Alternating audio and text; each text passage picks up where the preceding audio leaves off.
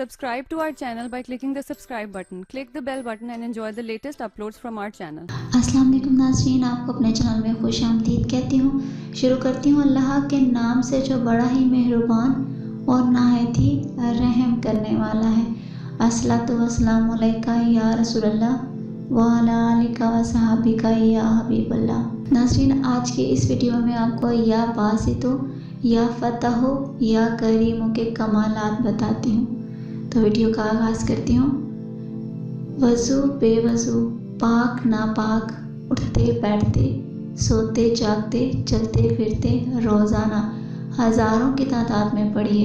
तमाम घर वाले पढ़ें। अगर सब नहीं पढ़ सकते तो जितने ज़्यादा पढ़ेंगे उतना ही नफ़ा होगा।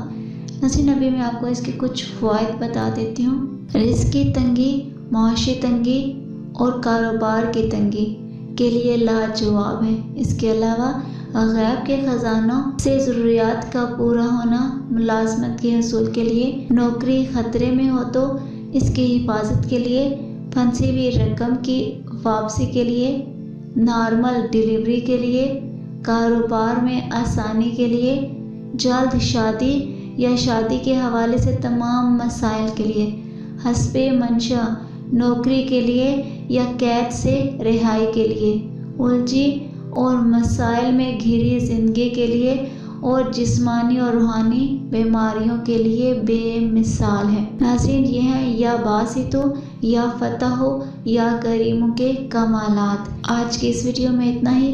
दुआओं में याद रखिएगा। मिलते हैं अगली वीडियो में। तब तक के लिए अल्लाह हाफ़िज़।